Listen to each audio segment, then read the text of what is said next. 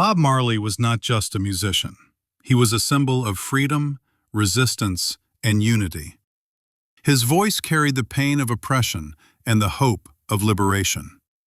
Decades after his death, his music continues to inspire millions around the world.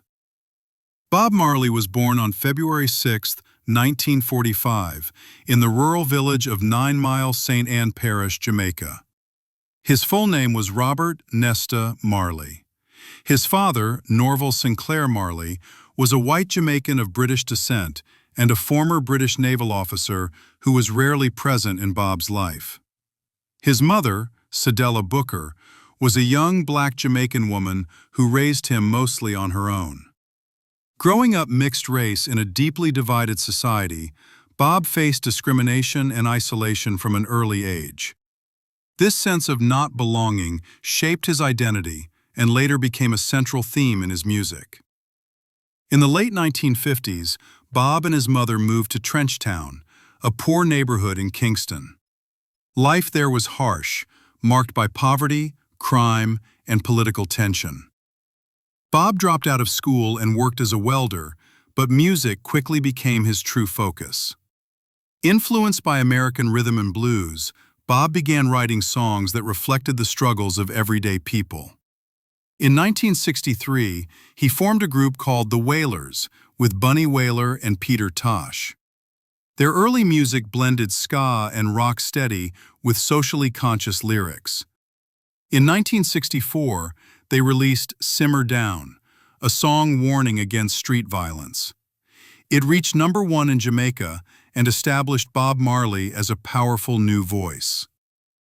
During the mid-1960s, Bob embraced Rastafarianism, a spiritual movement centered on African identity, resistance to oppression, and spiritual freedom.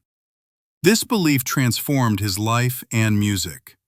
He grew dreadlocks, adopted a natural lifestyle, and infused his songs with spiritual and political meaning. From that moment on, Bob Marley saw music as a mission, not just entertainment.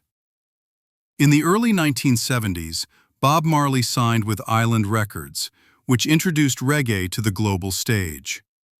In 1973, the album Catch a Fire brought him international attention. It was followed by Burnin', featuring Get Up, Stand Up, and I Shot the Sheriff. When Eric Clapton covered I Shot the Sheriff, Bob Marley became known worldwide. By 1976, Jamaica was consumed by political violence. Bob announced a free concert called Smile Jamaica to promote peace. 2 days before the event, gunmen attacked his home. Bob was shot, his wife Rita was wounded, and his manager was seriously injured. Despite this, Bob performed at the concert anyway, becoming a symbol of courage and unity. After the attack, Bob left Jamaica and moved to London, where he recorded the album Exodus. The album included One Love, Jamming, Three Little Birds, and Exodus, and is often considered the greatest reggae album ever made. Bob Marley had become a global icon and a voice for the oppressed. In 1980, he performed at Zimbabwe's independence celebration, showing his deep connection to Africa and anti-colonial movements. His music was banned in some countries because of its revolutionary message. In 1977, Bob Marley was diagnosed with melanoma under his toenail. Doctors advised amputation, but he refused due to his Rastafarian beliefs. The cancer spread throughout his body. Even while seriously ill, he continued to record and perform. His final concert took place in 1980. Bob Marley died on May 11, 1981, at the age of 36. His last words to his son were, "Money can't buy life." He sold over 75 million records worldwide and remains one of the most influential artists in history. Bob Marley did not just make music.